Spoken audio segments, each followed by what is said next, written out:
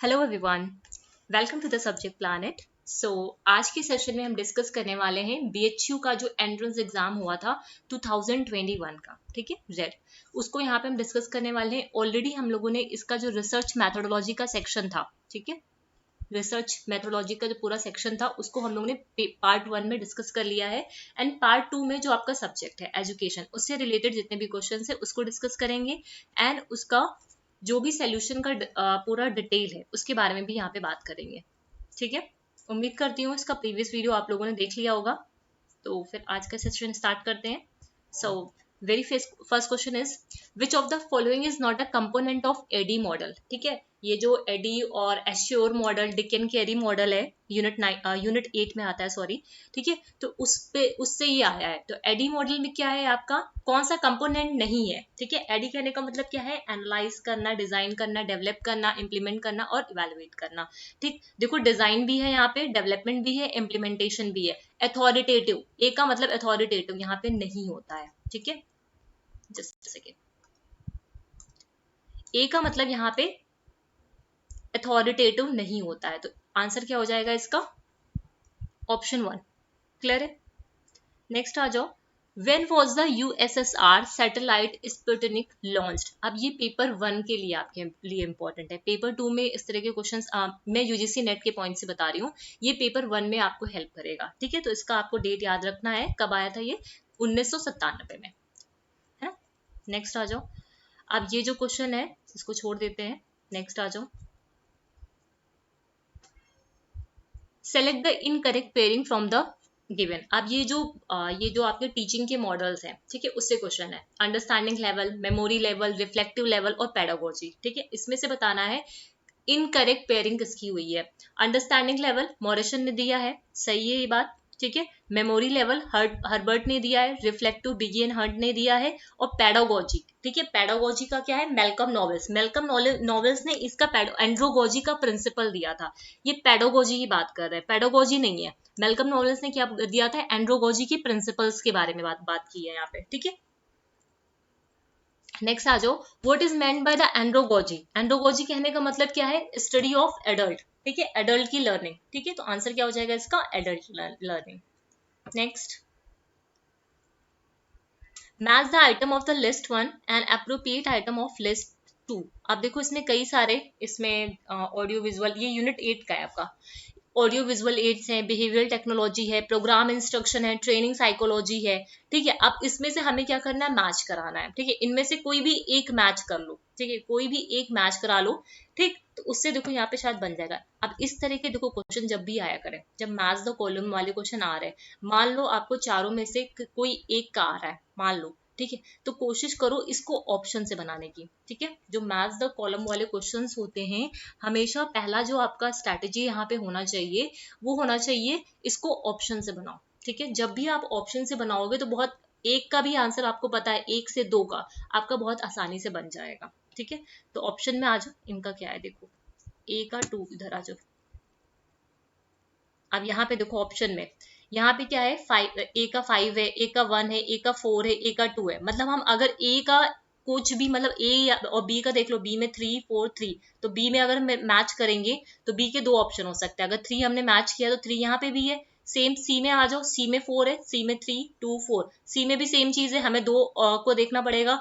D में आ जाओ, डी में भी हमें 2 को देखना पड़ेगा, इसलिए हम क्या करेंगे, ए को देखेंगे। ए में क्या है, ए का 5 भी हो सकता है, 1 भी हो सकता है, 4 भी हो सकता है और 2 भी हो सकता है। अगर ए का हम एक मैच कर ले, जिससे हमारा बन जाएगा। ठीक, तो ए का यहाँ पे क्या है आपका, देखो audio visual add. Audio visual जो भी एड्स होते हैं वो क्या होते हैं, हार्डवेयर होते हैं। तो इसी से ही आपका पूरा बन गया, आपको सारे को टिक करने की जरूरत नहीं पड़ेगी यहाँ पे। ठीक है, अगर बाई चांस आपको नहीं आ रहा, ये उस केस के लिए है। ठीक है, अगर नहीं आ रहा आप क्या करो, यहाँ पे ऑप्शन में जाओ, ऑप्शन में देखो कि डिफरेंट डिफरेंट ऑप्शंस किसके दे रखे हुए हैं, उससे आप जाके उसको मैच करा लो, जिससे आपको सबको देखने की जरूरत नहीं पड़ेगी यहाँ पे। समझ रहे हो, तो ये देखो एक से ही बन गया। ए का 2 कहाँ पे आ रहा है, सिर्फ यहीं पे आ रहा है, और तो कहीं आ नहीं रहा है। अगर हम बी में मान लेते हैं, अगर हम बी में जाते हैं, ठीक है, तो बी में क्या है, 2 ऑप्शन रिपीट हो रहे हैं, 3 और 3, तो हमें 2 जगह देखना पड़ता। सेम चीज आपकी सी के साथ होती, सी के यहाँ पे 4 भी रिपीट हो रहा है, यहाँ पे भी 4 रिपीट हो रहा है, तो 2 ऑप्शन में हमको एलिमिनेट करना। सिमिलरली आपका डी के साथ भी था, तो इसीलिए हमने यहाँ पे ए को चूज किया। ठीक है, ए में हमने देखा सभी ऑप्शन अलग अलग हैं, तो एक भी अगर मैच कर गया, हमारा एक का भी आंसर इसमें आ गया, तो हमारा काम हो जाएगा। ठीक है, अब इधर आ जाओ। ऑडियो विजुअल क्या हो गया आपका? हार्डवेयर हो गया। बिहेवियर टेक्नोलॉजी, बिहेवियर मतलब आपका रिस्पॉन्स टू स्टिमुलस हो गया। ठीक है, फिर आ गया प्रोग्राम इंस्ट्रक्शन। प्रोग्राम इंस्ट्रक्शन क्या है आपका? Presenting content through a graded sequence of control step. ठीक है, प्रोग्राम इंस्ट्रक्शन का यही होता है, देखो यही है, सी का 4। ठीक, डी का क्या हो जाएगा आपका? Training psychology. ट्रेनिंग साइकोलॉजी में हम क्या करते हैं? एक्सपीरियंस कर लेते हैं लर्नर से। ठीक है, यहाँ पे सॉफ्टवेयर नहीं आएगा। ठीक, नेक्स्ट आ जाओ। What is the correct sequence of task involved in the development of a curriculum? मतलब हमें यहाँ पे करेक्ट सीक्वेंस बताना है जब हम करिकुलम को डेवलप करा रहे हो। ठीक है, जब हम करिकुलम का डेवलपमेंट कर रहे हो तो उस केस में हमें क्या करना है? सीक्वेंस बताना है। ठीक है, formulating the goals and objective, assessing the needs. आप करिकुलम को डेवलप करने जा रहे हो तो सबसे पहले क्या देखोगे? गोल्स एंड ऑब्जेक्टिव देखोगे, या फिर नीड्स को एसेस करोगे, या फिर अप्रोप्रिएट इंस्ट्रक्शनल स्ट्रैटेजी को सेलेक्ट करोगे, या फिर अपने कंटेंट को ऑर्गेनाइज कराओगे। ठीक, या फिर इवेलुएट करोगे क्या इफेक्टिवनेस है आपकी लर्निंग एंड इंस्ट्रक्शन की। ठीक, तो सबसे पहले देखो यहाँ पे सबसे पहला काम क्या होगा यहाँ पे? What is the correct sequence of tasks involved in the development of curriculum? यहाँ पे मैं ये चीज भी आपको बताती जा रही हूँ कि कैसे आपको ऑप्शंस के साथ अपने आंसर्स को देना है। ठीक है, कभी कभी ऐसा होता है हमारे ऑप्शन से ही हमारे आंसर्स बन जाते हैं एमसीक्यूज में। ठीक है, सबसे पहले अगर कोई भी करिकुलम, ठीक है, जनरल सी बात है, आप करिकुलम डेवलप करने जा रहे हो सीनियर सेकेंडरी स्कूल्स के लिए। ठीक, तो आप क्या करोगे? उसका पहले नीड देखोगे ना कि सीनियर सेकेंडरी स्कूल्स में क्या नीड है, जिस हिसाब से उसकी नीड के अकॉर्डिंग आप करिकुलम को यहाँ पे डेवलप कराओगे। तो सबसे पहला क्या है आपका? Assessing the need. ठीक है, मैं यहाँ पे स्ट्रैटेजी बता रही हूँ। ठीक है, आंसर्स आपको यहाँ पे गिवन है, यहाँ पे विजिबल भी है, लेकिन कैसे आपको आंसर्स को टिक करना है वो मैं यहाँ पे बता रही हूँ। ठीक, अब यहाँ पे आ जाओ। ठीक, देखो यहाँ पे बी से स्टार्टिंग कहाँ से हो रही है? यहाँ पे हो रही है और यहाँ पे हो रही है, तो ये दोनों ऑप्शन तो यहीं से चलेगा आपके, आपको देखने की जरूरत भी नहीं है क्योंकि टाइम की कमी होती है नेट के एग्जामिनेशन में। ठीक है, तो इसी वजह से कोशिश करो एलिमिनेट कर दो यहाँ पे। ठीक, तो बी यहाँ पे भी आ रहा है, बी यहाँ पे भी आ रहा है। अब देखो सिर्फ दो से तीन स्टेप्स को चेक करो, आपका आंसर आ जाएगा यहाँ पे। ठीक, यहाँ पे देखो ई आ रहा लास्ट में, इवेलुएशन। यहाँ पे क्या आ रहा? ए आ रहा है लास्ट में। ए क्या है देख लो इधर, ए क्या है आपका? Formulating goals and objective. एक चीज बताओ, जब भी आप करिकुलम का डेवलपमेंट करोगे तो क्या गोल एंड ऑब्जेक्टिव बिल्कुल लास्ट में बनाओगे? नहीं ना, गोल एंड ऑब्जेक्टिव तो लास्ट में नहीं बनाओगे। लास्ट में क्या होता है? उसकी इफेक्टिवनेस को आप चेक करते हो। तो आपका आंसर क्या क्या हो जाएगा? आपके दो से ही आंसर बन गए, दो से ही। Evaluating the effectiveness of a learning and instruction, और चीज को आपको चेक करने की यहाँ पे जरूरत नहीं पड़ी। अभी मैं यहाँ पे आपको ऐसे बता रही हूँ तो टाइम लग रहा है, अदरवाइज आप खुद से सॉल्व करोगे तो आपको नहीं टाइम। पहला देखो और आखिरी देखो। कुछ केसेस ऐसे होते हैं जहाँ पे पहला और आखिरी सेम सेम कर देते हैं क्वेश्चन को, डिफिकल्टी को बढ़ाने के लिए, तो उस केस में हम और जो ऑप्शंस होते हैं आगे के, ठीक है, सीक्वेंस में, उसको देखते हैं। ठीक है, अभी यहाँ पे देखो पहला और आखिरी हमने चेक किया, यहाँ पे ई दे रखा था और यहाँ पे क्या दे रखा था? ए दे रखा था। ठीक, तो देखो हमेशा ध्यान रखना, गोल को फॉर्मुलेट, ऑब्जेक्टिव को फॉर्मुलेट हम पहले नहीं लास्ट में नहीं करते हैं। ठीक है, तो इसी वजह से हमारा ये वाला ऑप्शन अपने आप ही डिलीट हो जाएगा, अपने आप ही यहाँ से एलिमिनेट हो जाएगा। तो ऑप्शन क्या हो जाएगा? ये हो जाएगा। अब इधर आ जाओ। सबसे पहला स्टेप क्या है आपका? नीड को एसेस करो। ठीक, नीड को एसेस करने के बाद अब अपना गोल बनाओ, ऑब्जेक्टिव डिसाइड करो। ऑब्जेक्टिव डिसाइड करने के बाद आप क्या करोगे? क्या अप्रोप्रिएट स्ट्रैटेजी हो सकती है इंस्ट्रक्शन की, उसको डिसाइड करो। फिर आएगा आपका सेलेक्ट और ऑर्गेनाइज करो कंटेंट को। ठीक, फिर आएगा आपका लास्ट में ये इवैल्यूएशन। ठीक है, क्लियर है? मैं साथ साथ में यहाँ पे आपको कैसे क्वेश्चन को डील करना है वो भी चीज बता रही हूँ यहाँ पे। ठीक है, which of the following is the nature of the curriculum. इसमें से क्रिटिकल नेचर भी होता है उसका, क्रिएटिव भी होता है, कंजर्वेटिव भी होता है। करिकुलम के मॉडल्स को देखोगे तो आपको इसी समझ में आएगा। ठीक है, करिकुलम क्रिटिकल भी होता है, क्रिएटिव भी होता है, कंजर्वेटिव भी होता है। ठीक है, तो इसका आंसर क्या हो जाएगा? All of the three. Next आ जाओ, which of the following feminist thinkers. देखो फेमिनिस्ट थिंकर्स, अब आपको यहाँ पे क्या करना है? फेमिनिस्ट थिंकर देखना है।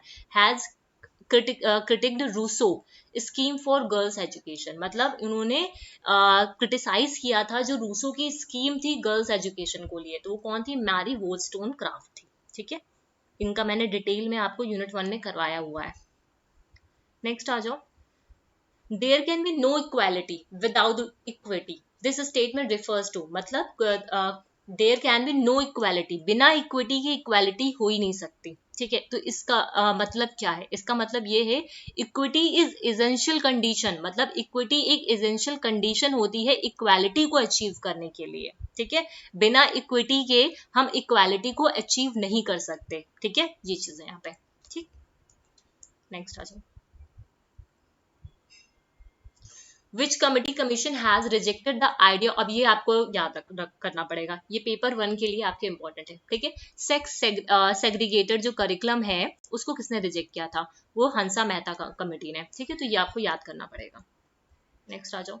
The concept of modernity is based on the core idea, ये आपका जो रैशनल थ्योरी है, रैशनल सेल्फ इरेशनल सेल्फ है ना, उससे ही आता है, ठीक है। जो मॉडर्निटी का बेस्ड है, मतलब वो जो मॉडर्निटी है, ठीक है, वो किस पे बेस्ड है, आपके रैशनल सेल्फ पे। मतलब ह्यूमन बीइंग क्या है, एक रैशनल क्रिएचर है, वो हर चीज को रैशनलाइज करके देखता है। First generation of human right word ideologically supported by, अब देखो ह्यूमन राइट का जब अगर मैं बात करूं तो उन्होंने 3 जनरेशन की बात की है, ये मैंने टेलीग्राम पे अभी थोड़ी देर पहले ही आपको शेयर किया है कंटेंट, ठीक है। तो वहां से जाके देखना, 3 जनरेशन के बारे में बात की गई है, first generation, second generation and third generation, ठीक है।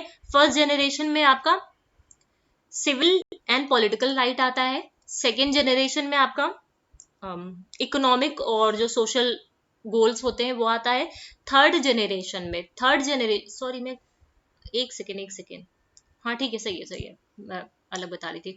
जो थर्ड जनरेशन होता है वहां पे आता है आपका जो राइट एट अ कलेक्टिव, मतलब जो आपकी कैपिटलिस्ट नहीं, सॉरी क्या बोलते हैं उसको, economic development, right to economic development, ये सारी चीजें आती है। तो यहाँ पे आपको ये ध्यान रखना है कि हमारे ह्यूमन राइट में 3 जनरेशंस होती हैं, first generation, second generation and third generation, ठीक है। फर्स्ट जनरेशन के अंदर क्या क्या आता है, आपका कैपिटलिस्ट कंट्री आती है, कौन सी कंट्री आती है, मतलब इसको सपोर्ट आइडियोलॉजिकली सपोर्ट कौन करता है, कैपिटलिस्ट कंट्रीज करते हैं, ठीक है। इसका जो डिटेल है मैं टेलीग्राम पे मैंने इसका वो निकाला हुआ है प्रिंट, तो वो मैं आपको शेयर कर दूंगी, ठीक है, टेलीग्राम पे, कैपिटलिस्ट कंट्रीज हो जाएगा इसका। Right to live in a safe environment, देखो यहीं पे आपको पहला आपको तो यहीं से मिल गया। फर्स्ट जनरेशन जो है ह्यूमन राइट का, वो आइडियोलॉजिकली कौन सपोर्ट करता है, कैपिटलिस्ट जो कंट्रीज होते हैं वो सपोर्ट करते हैं। उसके अलावा right to live in a safe environment, ठीक है, right to live in a safe environment, ठीक है, recognise as a human right, वो किसके अंदर आता है, first generation, second generation, third generation, वो आता है थर्ड जनरेशन के अंदर, ठीक है। तो इसका जो प्रिंट है वो मैं, सॉरी इसका जो इमेज है वो मैं आप लोग को शेयर कर दूंगी, ठीक है, टेलीग्राम पे, तो वहां से जाके एक बारी को रीड कर लेना, ठीक है। नेक्स्ट आ जाओ। The tendency to evaluate one's own culture as superior is called, मतलब अपनी संस्कृति को श्रेष्ठ मानने की प्रवृत्ति को क्या कहते हैं, मतलब हम क्या कर रहे हैं, अपना जो संस्कृति है, ठीक है, उसको हम सुपीरियर मानते हैं, तो इसे बोलते हैं एथनोसेंट्रिज्म। क्या बोलते हैं, एथनोसेंट्रिज्म। इसमें जो पीपल होते हैं वो ये सोचते हैं, मतलब कि इनका ये मानना होता है कि हमारा जो खुद का कल्चर है, ठीक है, वो सुपीरियर है, ठीक है, वो कैसा है, वो सुपीरियर है, वो ये चीज मानते हैं, तो इसे बोलते हैं एथनोसेंट्रिज्म। क्या बोलते हैं इसको, एथनोसेंट्रिज्म बोलते हैं। उसके अलावा कल्चरल रिलेटिविज्म, एक यहाँ पे टर्म और है कल्चरल रिलेटिविज्म की, अगर मैं बात करूं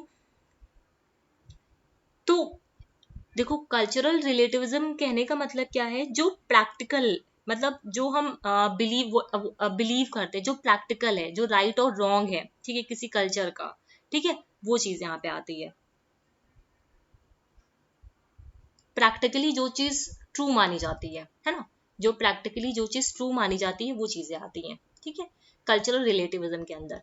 और एक कल्चरेशन का मतलब क्या होता है, एक कल्चरेशन आपका होता है जब हम क्या करते हैं, एक culturation is the adaptation process, ठीक है, जब हम एक से ज्यादा कल्चर को अडेप्ट करते हैं एक दूसरे के कांटेक्ट में आके। मान लो आप एक कल्चर से बिलोंग करते हो, एक दूसरा इंसान दूसरे कल्चर से बिलोंग करता है, जब आपस में आप एक साथ आते हो तो उनके एक दूसरे के कल्चर को अडेप्ट करते हो, that is called the acculturation, ठीक है।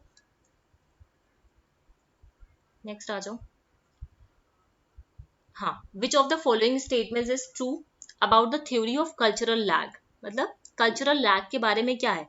कल्चरल लैग जो होता है जब एक मतलब कल्चर का जो एक पार्ट है उसमें बहुत तेजी से चेंज आने लगता है, ठीक है। जैसे ये कल्चर है, एक पार्ट में क्या हो रहा है, बहुत तेजी से चेंज आ रहा है, एक पार्ट में उतनी तेजी से चेंज नहीं आ रहा है, तो यहाँ पे क्या हो जाता है, एक लैग आ जाता है। यहाँ पे क्या हो जाता है, लैग आ जाता है, वही होता है आपका कल्चरल लैग।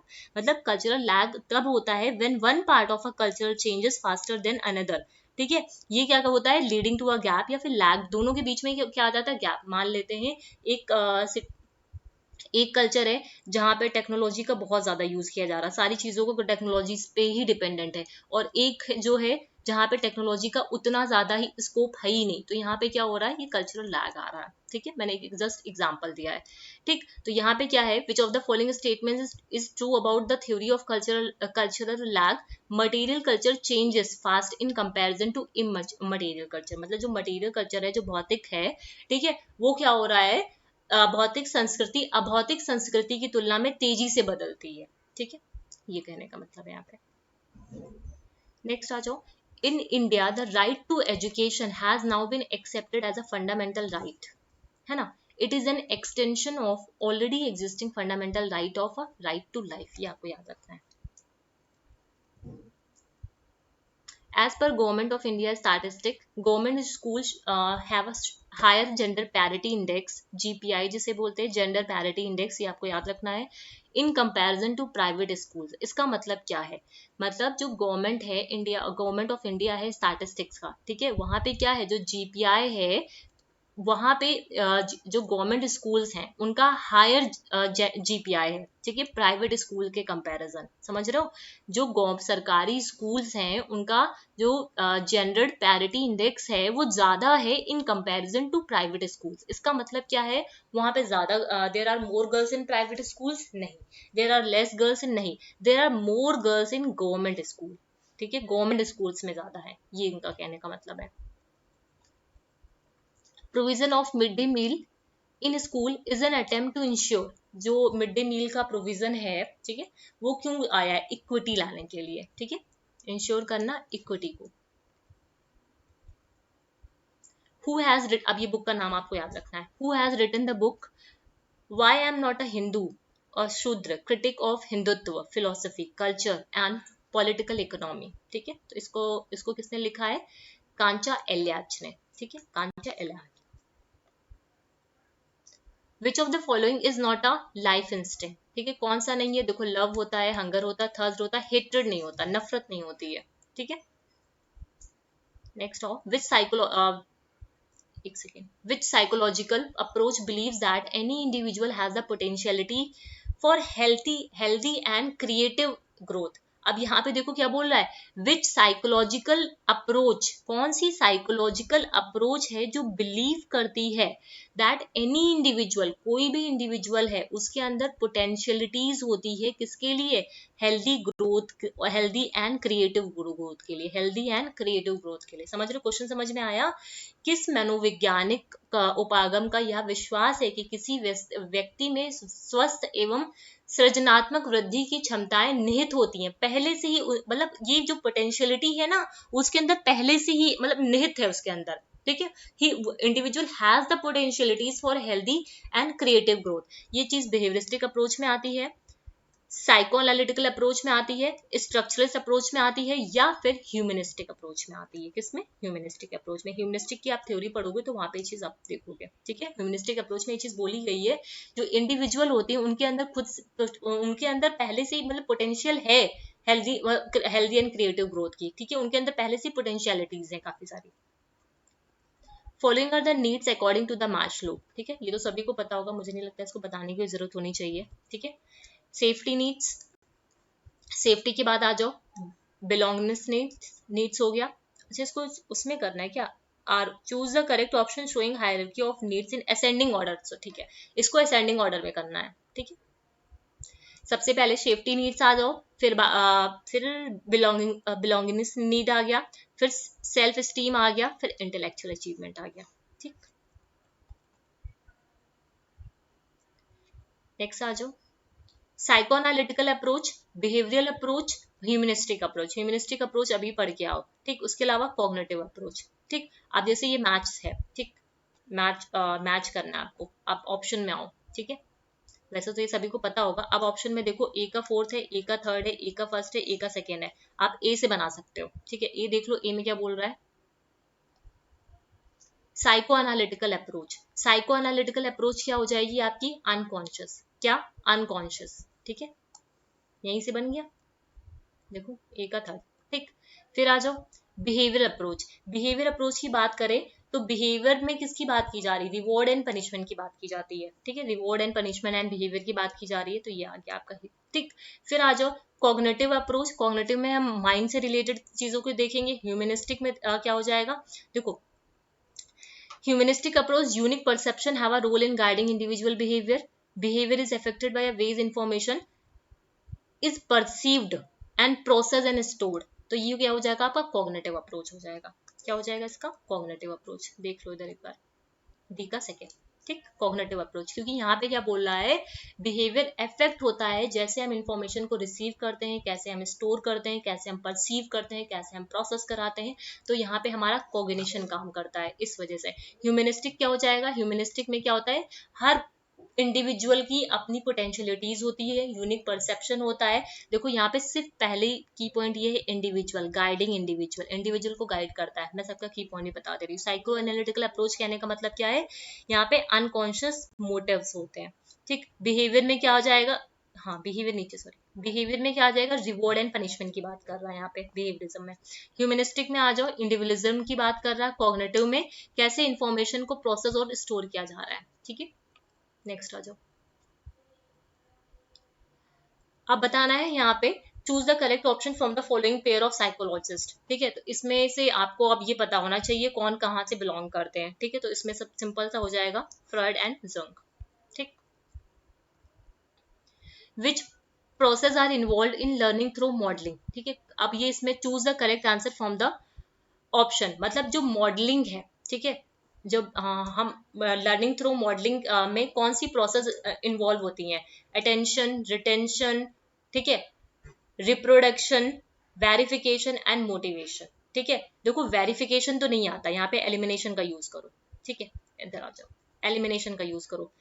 डी यहाँ पे आ रहा है, इसको एलिमिनेट करो। बी यहाँ पे आ रहा है, इसको एलिमिनेट करो। वेरिफिकेशन नहीं आता यहाँ पे, ठीक। अब देखो यहाँ पे क्या आता है, अटेंशन आता है, रिटेंशन आता है, ठीक। ए बी देखो कहाँ पे आ रहा है, ए बी यहाँ पे भी आ रहा है, इसमें भी आ रहा है, और ए बी इसमें भी आ रहा है। तो हमें और चीजों को देखना पड़ेगा, ठीक है। रिप्रोडक्शन, हम पहले चीजों को अटेन करेंगे, फिर अटेंशन देंगे, फिर रिटेंशन, फिर उसको रिप्रोड्यूस करेंगे तो रिप्रोडक्शन भी होगा। रिप्रोडक्शन करने के बाद फिर मोटिवेशन। ये स्टेप्स हैं आपके बेसिकली, ठीक है। ये जो मॉडल है आपका, इसका ये स्टेप है, attention, retention, reproduction and motivation, ठीक है। तो A B C E, A B C ई ये रहा, ठीक है। वेरिफिकेशन नहीं होगा यहाँ पे, ठीक है। तो ऐसे एलिमिनेट भी कर सकते हो आप। Student self regulation assist learning, student का जो सेल्फ रेगुलेशन होता है वो उनकी लर्निंग को मदद करता है। बिल्कुल सही बात है। सेल्फ रेगुलेटरी स्किल जो होती है वो धीरे कैसे होती है, जैसे जैसे मैच्योरेशन बढ़ता है। तो दोनों ही बातें यहाँ पे सही हैं, ठीक है। दोनों ही बातें यहाँ पे सही हैं। इन नॉन डायरेक्टिव काउंसलिंग, ठीक है, तीन तरह की यहाँ पे काउंसलिंग की बात की जा रही है। काउंसलिंग का ये नॉन डायरेक्टिव एक टाइप है। In non-directive counseling, there is a awareness of true feelings, experience and unconditional self-regard in client। क्योंकि नॉन डायरेक्टिव में क्या होता है, ये क्लाइंट सेंटर्ड होती है, तो ये बात इनकी सही है। मतलब जो नॉन डायरेक्टिव जो काउंसलिंग होती है वहाँ पे क्या होती है, उनकी ट्रू फीलिंग्स जो हैं, एक्सपीरियंसेस जो हैं, अनकंडीशनल सेल्फ रिगार्ड्स होते हैं क्लाइंट्स में, है ना, ये सारी चीजें होती हैं। Non directive counselling there is a empathetic understanding, sympathy नहीं, एम्पैथेटिक। देखो एम्पैथिक जो होता है ये एक पॉजिटिव वर्ड है और सिंपैथी एक नेगेटिव वर्ड है आपका, ठीक है। एंड अनकंडीशनल पॉजिटिव रिगार्ड दिया जाता है क्लाइंट्स के लिए। तो ये दोनों ही बातें यहाँ पे सही है और इसका सही एक्सप्लेनेशन भी है, क्योंकि यहाँ पे भी नॉन डायरेक्टिव काउंसलिंग के बारे में बात की जा रही है, ठीक है, और यहाँ पे भी नॉन डायरेक्टिव काउंसलिंग के बारे में ही बात की जा रही है। Who advocated for direct method of assessing personality? देखो advocated for direct method of assessing the personality, personality की एसेस करने के लिए किसने बात की है, गॉर्डन ऑलपोर्ट ने ये, और इसको मैंने डिटेल में आपको कराया हुआ है, ठीक है। नेक्स्ट क्वेश्चन में आ जाओ। According to the Eysenck which one of the following is the characteristics of a introvert person, ठीक है। जो इजेंक के अकॉर्डिंग इंट्रोवर्ट जो पर्सन होते हैं, दो तरीके के पर्सन है आपके, एक्सट्रोवर्ट और इंट्रोवर्ट, ठीक है। तो इंट्रोवर्ट पर्सन की क्या कैरेक्टरिस्टिक्स होती है, वो ऑप्टिमिस्टिक होते हैं, इम्पल्सिव होते हैं, टॉकेटिव होते हैं, या थॉटफुल होते हैं। तो ये कैसे होते हैं आपके, थॉटफुल होते हैं, विचारशील होते हैं, ठीक है। Content of cognition include things in the real world and their mental imagination, मतलब जो कंटेंट होता है कॉग्निशंस का, ठीक है, संज्ञान के विषय वस्तु में, वहां पे जो भी चीजें होती हैं, रियल थिंग्स आती हैं, ठीक है, जो रियल वर्ल्ड में जो चीजें हैं वो आती हैं, उनकी मेंटल इमेजेस बनती हैं, ठीक है। और मेटा कॉग्निशन क्या होता है, Meta cognition and cognition differ in their function. देखो यहाँ पे किसकी बात की जा रही है, कॉग्निशन की बात की जा रही है, ठीक। यहाँ पे किसकी बात की जा रही है, मेटा कॉग्निशन और कॉग्निशन की बात की जा रही है, ठीक। कॉग्निशन क्या होता है, जो हमारे मेंटल इवेंट हो, मतलब मेंटल में जो इमेजेस चली, जहाँ पे हमारा दिमाग काम कर रहा है, रियल वर्ल्ड का हम जो भी चीज है उसको हम कैसे इमेज बनाते हैं अपने दिमाग के अंदर, ठीक है, वो हमारा कॉग्निशन होता है। और दूसरे स्टेटमेंट में बोल रहा है Meta cognition and cognition differ करते हैं अपने अपने फंक्शन में, बिल्कुल सही बात। मेटा कॉग्निशन में क्या होता है, थिंकिंग अबाउट, मतलब खुद, मतलब खुद से ही थिंक, ये होगा फिर ये होगा फिर, थिंकिंग अबाउट थिंकिंग, मतलब खुद थिंक करते ही जा रहे हैं उस चीज को। और कॉग्निशन में एक इमेज बन जाती है, ठीक है, मेंटल इमेजेस हम लोग बनाते हैं, तो इनके डिफरेंट डिफरेंट फंक्शंस होते हैं, ठीक है, दोनों ही अपने डिफरेंट फंक्शन होते हैं दोनों के ही। नेक्स्ट आ जाओ। According to the social cognitive theory learning is change in mental structure, मतलब सोशल जो कॉग्निटिव थ्योरी है, अब कमेंट सेक्शन में कोई मुझे लिख के बताना, ये चीज मैंने बताई हुई है, सोशल कॉग्निटिव थ्योरी किसने दी है, ठीक है, कॉग्निटिव थ्योरी नहीं, सोशल कॉग्निटिव थ्योरी। तो कोई मुझे कमेंट सेक्शन में लिख के बताना, ठीक है। According to social cognitive theory learning is change in mental structure that create the capacity to demonstrate different behavior। अधिगम के सामाजिक संज्ञानात्मक सिद्धांत के अनुसार अधिगम मानसिक संरचनाओं में वह परिवर्तन है जिससे विभिन्न व्यवहार करने की क्षमता सृजित होती है। Just a second. Social cognitive theory के अकॉर्डिंग जो लर्निंग है वो हमारे मेंटल स्ट्रक्चर का एक जो चेंज है वो क्रिएट करता है, जो हम कैसे चीज, डिफरेंट डिफरेंट सिचुएशन को, डिफरेंट डिफरेंट बिहेवियर को कैसे हम उसको डिमॉन्स्ट्रेट करते हैं, ठीक है। फिर according to both the behaviours theory या and social cognitive theory feedback is important. जो बिहेवियर्स थ्योरी है और जो सोशल कॉग्निटिव थ्योरी है, दोनों के लिए लर्निंग को प्रमोट करने के लिए फीडबैक इंपॉर्टेंट होता है। ये दोनों ही बातें यहाँ पे सही हैं, ठीक है। तो मुझे सोशल कॉग्निटिव थ्योरी किसने दी थी ये मुझे कमेंट सेक्शन में लिख के बताना, ठीक है।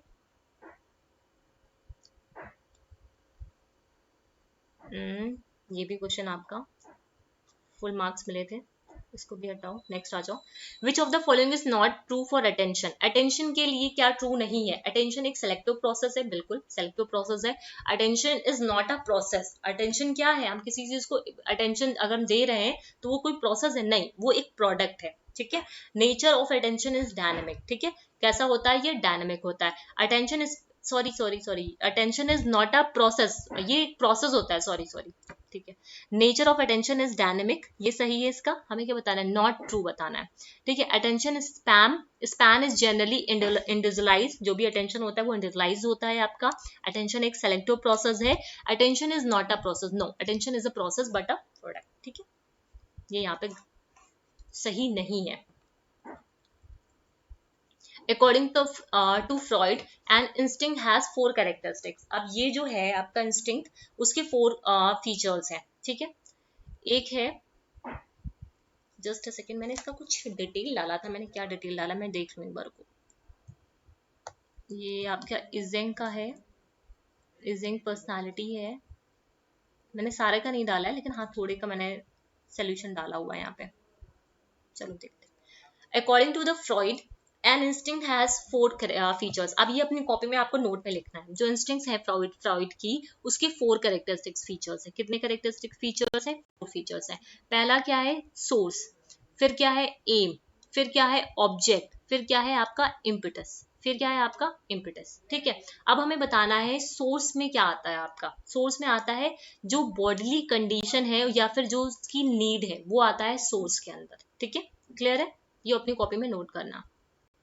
What should be done in to intrinsically motivate the student, मतलब आंतरिक रूप से स्टूडेंट को मोटिवेट करने के लिए हमें क्या करना चाहिए। टीचर शुड फुली कंट्रोल करना चाहिए टीचर को, या प्रेजेंट करना चाहिए उसके सामने इजी टास्क को, या अवॉइड करना चाहिए फैंटेसी इन द क्लास, या इंक्रीज करना चाहिए क्यूरियोसिटी, मतलब स्टूडेंट के अंदर आप जिज्ञासा को बढ़ाओ, उसकी क्यूरियोसिटी को इंक्रीज कराओ, तो इससे क्या होंगे बच्चे इंट्रिंसिकली मोटिवेट होंगे। इंक ब्लॉट टेस्ट, जो इंक ब्लॉक टेस्ट है अपनी कॉपी में लिख सकते हो, वो are use to study which aspect of the personality, personality के किस एस्पेक्ट को वो स्टडी करता है, कॉन्शियस, अनकॉन्शियस या फिर सब कॉन्शियस। तो किसको स्टडी करता है, अचेतन मन को। तीन तरीके के मन होते हैं आपके, कॉन्शियस, सब कॉन्शियस और अनकॉन्शियस, तीन तरीके के मन होते हैं आपके। ठीक है, नेक्स्ट आ जाओ फिर से थॉर्नडाइक, ये मैच करना है। ठीक है, जैसे थॉर्नडाइक जो है वो तो इजी है आपका।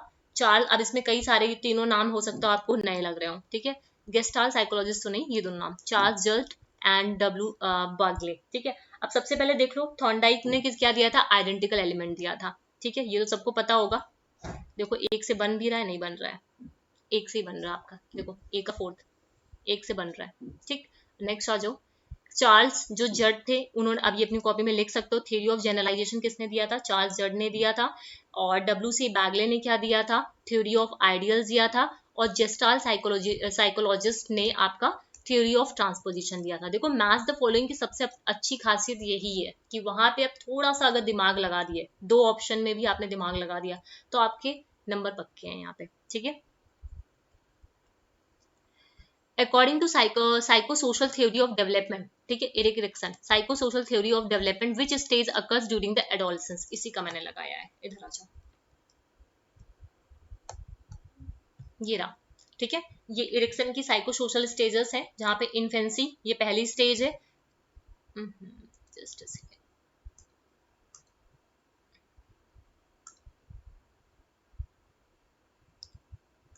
एक मिनट, इन्फेंसी पहली स्टेज है, अर्ली चाइल्डहुड दूसरी, प्ले एज तीसरी, स्कूल एज चौथी, पांचवी क्या है, एडोलसेंस। पांचवी क्या है, आइडेंटिटी वर्सेस कंफ्यूजन, और इसका वर्च्यू क्या है, फिडिलिटी है। डिस्क्रिप्शन में क्या आ जाएगा, experiment with and develop identity and rules. ठीक है, ये कहाँ पे आती है, 12 से 18 साल के अंदर आती है।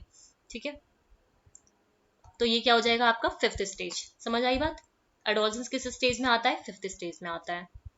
ठीक है, हु गेव, अब ये जो जितने भी मैंने यहाँ पे सोल्यूशन में इमेजेस लगाई हैं वो सारी इमेजेस मैं कल आपको टेलीग्राम पे शेयर कर दूंगी, कल या फिर आज रात में शेयर कर दूंगी। ठीक है, बायो सोशल थ्योरी जो है पर्सनालिटी की, वो किसने दी है, इजांक ने दी है। ठीक है, किसने दी है, इजांक ने दी है। इधर आ जाओ, इरिक्सन की जो पर्सनालिटी थ्योरी है वहां पे उन्होंने किसकी बात की, बायोलॉजिकल, एक मिनट, बायोलॉजिकल है ना, जिसमें functioning of the nervous system आता है, साइकोलॉजिकल जिसमें स्टेबल साइकोलॉजिकल स्टेट्स आते हैं, सोशल जिसमें रिस्पॉन्स टू सोशलाइजेशन में जो रिस्पॉन्स हम करते हैं। ठीक है, तो ये सारी चीजें आती हैं। Behaviour in situation where criminal behaviour is possible and outcome, इसमें सिर्फ आपको नाम याद रखना है। ठीक है, उससे ज्यादा मत याद रखना। ठीक है, इसलिए मैंने ज्यादा इसमें डिटेल में डाला भी नहीं है। ठीक, ये याद रखो, बायोसोशल जो थ्योरी थी पर्सनालिटी की, ध्यान देना किसकी, पर्सनालिटी की, वो किसने दिया है, आपका इजेंक ने दिया है यहाँ पे। Who wrote the book Principle of Behavior Modification, ये कई बार मैंने करवाया भी हुआ है। ठीक है, नोट जो कंटेंट पढ़ाया है वहां पे। ठीक है, principle of behaviour of modification किसने दिया, अल्बर्ट बंडूरा ने दिया, मॉडिफिकेशन। ठीक है, the model of behaviour objective of curriculum evaluation, curriculum objective का जो मॉडल था, curriculum objective of curriculum evaluation, वो किसने प्रेजेंट किया था, टाइलर ने किया था। मुझे नहीं लगता इसमें कुछ भी समझने की वो होगी। ठीक है, ऑब्जेक्टिव ऑफ करिकुलम इवेल्युएशन जो था वो किसने प्रेजेंट किया था, आपका टाइलर ने किया था। The force that effect the development of curriculum, मतलब जो वो फोर्स जो करिकुलम डेवलपमेंट को इफेक्ट करती है, प्रभावित करती है, उसको क्या बोला जाता है, कैसे आप करिकुलम को डिजाइन करते हो। ठीक है, करिकुलम का जो आपका डिजाइन है, जो उसका फ्रेमवर्क है, ठीक है, वो उसको इफेक्ट करता है करिकुलम को डेवलप करने में। ठीक है, नेक्स्ट आ जाओ, who said God is dead, ये आपका जो यूनिट 1 है एजुकेशनल स्टडी, वहां पे ही इन्होंने बोला है, नित्शे ने, ठीक है, उसने बोला है जो गॉड है वो मर चुका है, और गॉड को किसने मारा है, हम लोगों ने मारा है। तो ये इन्होंने स्टेटमेंट दिया था कि गॉड जो है वो डेड है, ठीक है, और गॉड को मारा किसने है, ये हमने मारा है, ठीक है। तो ये आप लोग जाइएगा यूनिट 1 में, वहां पे कराया हुआ है, ठीक। फिर आ जाओ next, for a random sample of 9 the average pulse rate is इतना 76 beats per minute and the sample standard deviation is इतना, the standard error of a sample mean. अगर जब भी हमें स्टैंडर्ड एरर निकालना होता है तो फॉर्मूला क्या होता है, सिग्मा अपॉन रूट एन, ठीक है, बस यही फॉर्मूला लगा दो, आंसर आ जाएगा, ठीक है। सिग्मा की वैल्यू कहाँ, एक सेकेंड, स्टैंडर्ड डेविएशन कितना है आपका 5 है, ठीक है, और ये 9 वुमेन है, ठीक है, सैंपल कितना है 9 है, 9 का स्क्वायर रूट करोगे, ठीक है, 9 का स्क्वायर रूट करोगे तो 3 आ जाएगा, 5/3 डिवाइड कर लेना, 1.667 आ जाएगा, ठीक है। इसका देखो एक मैं डिटेल आपको दिखाती हूँ, जस्ट अ सेकेंड, ये, ठीक है। इसका मैं एक सेपरेट आपका क्लास लूंगी, ठीक है। इसमें कई सारे न्यूमेरिकल्स हैं जो आपके पीएचडी में भी इवन आपको बहुत हेल्प करेंगे, ठीक है। देखो नेट में तो इतना नहीं जाते हैं डिटेल में, ठीक है, लेकिन जो पीएचडी के कोर्स वगैरह वर्क वगैरह होते हैं वहां पे ये आपको बहुत ज्यादा हेल्प करेंगे। इवन आपके जो पीएचडी के एंट्रेंस एग्जाम होते हैं वहां पे भी ऐसे क्वेश्चंस पूछे जाते हैं न्यूमेरिकल के, ठीक है, न्यूमेरिकल बेस्ड क्वेश्चंस आते हैं वहां पे।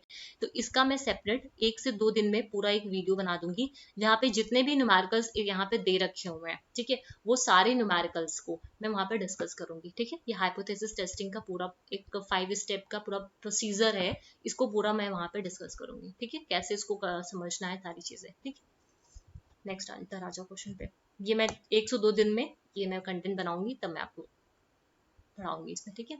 The magnitude of the critical value for a two tail test. अब देखो टू टेल टेस्ट और वन टेल टेस्ट, ठीक है, इन दोनों को मैंने बहुत अच्छे से समझाया है आपको। अब बताना है जो मैग्नीट्यूड है क्रिटिकल वैल्यू का टू टेल टेस्ट का और वन टेल टेस्ट का with the same significance level, same significance level मतलब 0.05 पे ले लो या फिर 0.01 पे ले लो, ठीक है, कोई भी सिग्निफिकेंस ले लो, सेम सिग्निफिकेंस लेवल पे दोनों के मैग्नीट्यूड को कंपेयर कराना है, ठीक है। तो कभी भी दोनों के मैग्नीट्यूड को कंपेयर कराओगे तो, एक मिनट,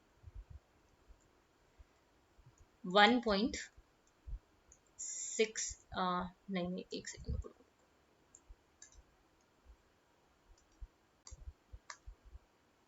आई डोंट नो क्या हो, इरेजर भी नहीं आ रहा है, आ गया, जस्ट अ सेकंड,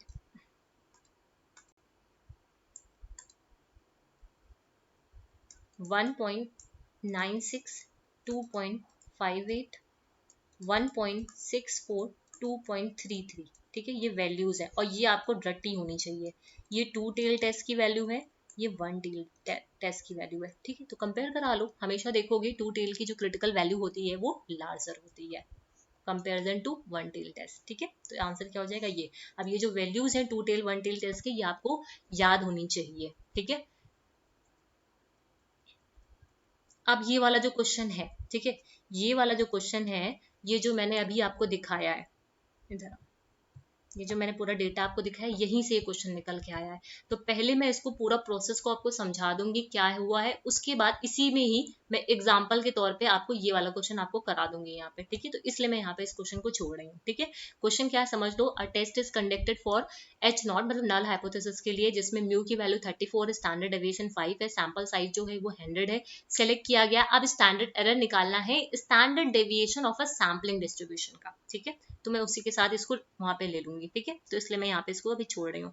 एनकोवा की बात करते हैं, is in a sense of combination of which of the following pair of statistical. जब भी एनकोवा की बात करोगे तो यहाँ पे रिग्रेशन और एनोवा आता है, ये एक एनोवा का टाइप ही होता है एनकोवा आपका, ठीक है। जो एनकोवा होता है is a type of a ANOVA with controlling linear effect, ठीक है। यहाँ पे जो लीनियर इफेक्ट होते हैं कोवेरिएट के, ठीक है, दो वेरिएट है यहाँ पे, दो वेरिएट है यहाँ पे आपके, ठीक है, दो वेरिएट है, इनको हम लोग क्या करते हैं, इसको कंट्रोल करते हैं, किसका यूज करके, रिग्रेशन एनालिसिस का। तो हमारा क्वेश्चन जो यहाँ पे है वो ये है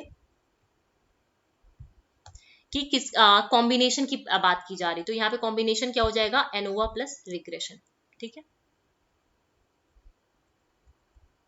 which of the following statement is not true with regards to chi square test, ठीक है। काई स्क्वायर टेस्ट के रिगार्ड्स में कौन सा स्टेटमेंट ट्रू नहीं है। अब ये काई स्क्वायर टेस्ट मैंने डिटेल में कराया हुआ है, उसको जाके देखिएगा, ठीक। द सम ऑफ एक्सपेक्टेड, दो तरीके की फ्रीक्वेंसी होती है, एफ ई और एफ ओ, ठीक है। यहाँ पे गुडनेस ऑफ फिट टेस्ट है, तीन टाइप्स में इसको डिवाइड किया हुआ है, ठीक है। तो ये वीडियो में जाके देखिएगा। जो सम ऑफ है expected frequency in chi square, वो किसके इक्वल होना चाहिए, एन के इक्वल, ठीक है, ये बात सही है। सम ऑफ डिफरेंस बिटवीन ऑब्जर्व्ड और एक्सपेक्टेड, जो फ्रीक्वेंसी है, जो ऑब्जर्व्ड है और जो एक्सपेक्टेड फ्रीक्वेंसी है, उसके बीच का जो सम जो होना चाहिए वो कैसा होना चाहिए, 0 होना चाहिए, ये भी सही है। As the number of category in a chi square table increases, वैसे वैसे उसका डिग्री ऑफ फ्रीडम भी इंक्रीज करता है। फिर in 3x4 chi square there are 12 degree of freedom, नहीं, जो डिग्री ऑफ फ्रीडम का फॉर्मूला होता है वो r-1 c-1 होता है, ठीक है, काई स्क्वायर में, ठीक है। कंटिजेंसी जो इसे टेबल भी बोलते हैं, जिसका फॉर्मूला क्या होता है, r-1 एंड c-1 होता है, ठीक है। तो काई स्क्वायर का ये हो जाएगा आपका, ठीक है। नेक्स्ट आ जाओ। Which of the following statement you believe to be true when considering the Mann-Whitney-U test, ठीक है। Mann-Whitney-U test की बात करेंगे तो हमेशा इसमें जो डिस्ट्रीब्यूशन होता है वो कैसा होता है, स्क्यूड होता है। कैसा होता है, स्क्यूड होता है, ठीक है। स्क्यूड कहने का मतलब क्या है, एक साइड की तरफ होगा, ठीक है, एक साइड की तरफ होगा, ठीक। नेक्स्ट आ जाओ। Which of the following is not a common element of research proposal, कौन सा कॉमन एलिमेंट नहीं होता है, जो सजेशंस होते हैं। कभी भी आप रिसर्च प्रपोजल को, अभी मैंने सिनॉप्सिस आपको पढ़ाई है, एक वीडियो मैंने बनाया है सिनॉप्सिस पे, कभी भी आप सिनॉप्सिस के बनाने जाओगे तो वहां पे जो सजेशंस होते हैं फर्दर रिसर्चर्स के लिए वो सेम नहीं होता है, ठीक है। वो नहीं, मतलब ये कॉमन एलिमेंट नहीं होता। देखो ऑब्जेक्टिव सब में होगा, हाइपोथेसिस सब में होगा, रेफरेंसेस सब में होंगी, मैंने हेडिंग्स वहां पे बताई हुई है आपको, ठीक। लेकिन सजेशंस जो होते हैं फर्दर रिसर्चर्स के लिए, ठीक है, वो सेम कॉमन नहीं होता ये, ठीक है। फिर नेक्स्ट आ जाओ। Which one is not the impact of adopting new liberal policies, ठीक है। कौन सा इम्पैक्ट नहीं, जो न्यू लिबरल पॉलिसीज है एजुकेशन में, ठीक है, न्यू लिबरल जो पॉलिसी है एजुकेशन में, which one is not the impact, ठीक है, कौन सा इसमें से इम्पैक्ट नहीं है adopting a new liberal policies in education, ठीक। जो न्यू लिबरल पॉलिसीज है एजुकेशन में, ये आ जाओ। न्यू लिबरलिज्म की बात करते हैं, ठीक है। देखो यहाँ पे new liberalism, a policy that encompasses both politics and economics and seeks to transfer the control of economic factor from the public sector to private sector, ये होता है न्यू लिबरलिज्म, ठीक है। यहाँ आ जाओ। यहाँ बोल रहा है इसमें which one is not the impact of adopting new liberal policies in education, ठीक है। तो कौन सा इम्पैक्ट नहीं है, देखो प्राइवेट प्लेयर जो है become dominant in education sector, ये होगा। स्टेट की जो फंडिंग होती है ये होगा, मार्केट ड्राइवन होगा, ये भी होगा। जो स्टेट की फंडिंग है वो इंक्रीज होगी एजुकेशन पे, ये नहीं होगा, ठीक है। इसका इस पे मतलब ये इम्पैक्ट नहीं पड़ेगा अगर न्यू लिबरलिज्म पॉलिसी को हम लोग लेते हैं, अडॉप्ट करते हैं।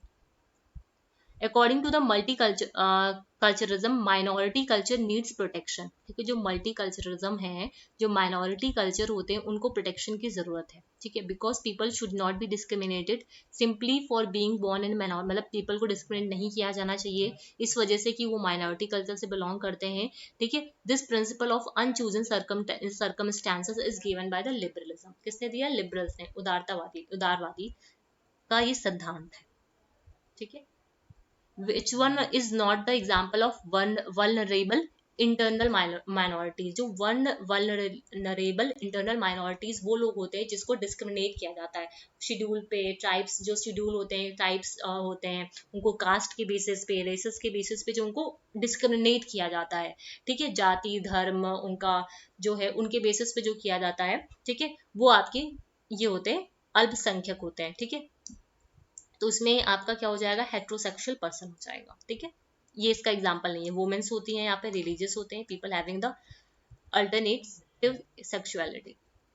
India has chosen certain group SC/STs to provide provide protective discrimination. What is the criteria for the selection of these group? आप इंडिया ने SC/ST का एक ग्रुप बनाया हुआ है जिसमें वो क्या करेंगे, उनको डिस्क्रिमिनेशन से प्रोटेक्ट करेंगे। तो इसके लिए क्या सिलेक्शन का क्राइटेरिया हो सकता है, सिलेक्शन का क्राइटेरिया यही हो सकता है जो पास में उनके साथ इनजस्टिस हो रहा है, ठीक है, जिन लोगों के साथ, ठीक है, जो भी पास में इनजस्टिस हुआ है इनकर्ड अगेंस्ट द ग्रुप, ठीक है। तो ये ऐसे वो लोग सेलेक्ट करेंगे इस ग्रुप को।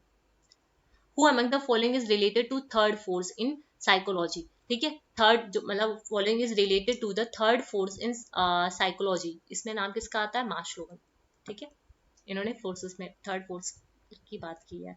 According to Allport, how many central trait are there in a person, ठीक है, ऑलपोर्ट ने बेसिकली 3 तरीके के ट्रेड्स की बात की है, cardinal, cardinal, central and secondary, ठीक है, कार्डिनल, सेंट्रल एंड सेकेंडरी, ठीक है। जो सेंट्रल ट्रेट होते हैं उसमें इन्होंने 5 से 10, ठीक है, कितने ट्रेड्स के बारे में बात की है, 5 से 10 ट्रेड्स के बारे में बात की है, जो कि सब में कॉमन होते हैं। कार्डिनल जो होते हैं जो डिटर्मिनिस्टिक होते हैं, ठीक है, जो सेंट्रल ट्रेड्स होते हैं ये डिटर्मिनिस्टिक नहीं होते हैं क्योंकि कॉमन होता है। सेकेंडरी जो ट्रेड्स होते हैं ये आपके सिचुएशनल ट्रेड्स होते हैं, ठीक है, सिचुएशन टू सिचुएशन अकर करते हैं, ठीक है। द अनऑर्गेनाइज जो मॉडल है concept attainment deals with the, वो किसके साथ डील करता है, आपका अब्स्ट्रैक्ट एस्पेक्ट्स के साथ, ठीक है, किसके साथ डील करता है, जो अब्स्ट्रैक्ट एस्पेक्ट्स होते हैं। नेक्स्ट आ जाओ, अब ये फॉर्मूला,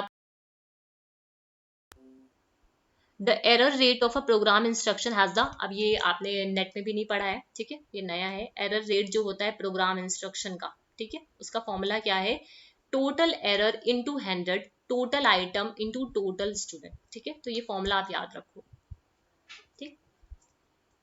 लास्ट क्वेश्चन आ जाओ, एनसीटी कब इस्टेब्लिश हुआ है, एनसीटी में हमेशा ध्यान रखना इस्टेब्लिश कब हुआ है, 1973 में हुआ है। स्टैचुटरी स्टेटस कब मिला है, 1995 में मिला है, ठीक है, इसका पीडीएफ भी मैंने आप लोग को शेयर किया हुआ है टेलीग्राम पे, ठीक है। तो फिर ये आपका बीएचयू का जो रेट का एग्जाम हुआ था ये 2021 का है, ठीक है, कब का है, ये 2021 का है, तो यहाँ पे मैंने ये पूरा डिस्कस किया है, ठीक। इसके अलावा अब जो नेक्स्ट सेशन होगा वहां पे हम लोग 2020 का पेपर डिस्कस करेंगे, ठीक है, किसका डिस्कस करेंगे, 2020 का डिस्कस करेंगे, ठीक। तो जिन लोगों ने भी प्रीवियस वीडियो को नहीं देखा है वो उसको देखें, उसके अलावा इसको भी देखें क्योंकि ये हमारे लिए इंपॉर्टेंट है जो दिसंबर के लिए प्रिपेयर कर रहे हैं, ठीक है। उसके अलावा जो भी पीएचडी एंट्रेंस एग्जाम के लिए प्रिपेयर कर रहे हैं उनके लिए तो इंपॉर्टेंट है ही क्योंकि बीएचयू के फॉर्म्स भी आपके आने वाले हैं, ठीक है। सो थैंक यू एवरीवन, अगर वीडियोस इन्फॉर्मेटिव लगे तो चैनल को सब्सक्राइब करिएगा, शेयर करिएगा अपने फ्रेंड्स के साथ इवन, और इसके अलावा आप लोग टेलीग्राम पे भी जुड़िए, वहाँ पे काफ़ी सारी मैं चीज़ें आप लोग को शेयर करती हूँ, तो वो बेकार की चीज़ें नहीं है, कहीं ना कहीं आपको एग्जामिनेशन में वो हेल्प करेंगी, ठीक है। ज़रूरी नहीं है कि वो ऐसी ही है, ठीक है, जो भी करंट अफेयर्स हैं या फिर जो भी इमेजेस वगैरह हैं मैं जो अभी अपडेट कर रही हूँ वहाँ पे, वो सारी आपकी इंपॉर्टेंट है, ठीक है, और जो भी डेली की अपडेट्स वगैरह होंगी वो सब भी आपको वहीं पे मिलेगी। So thank you everyone.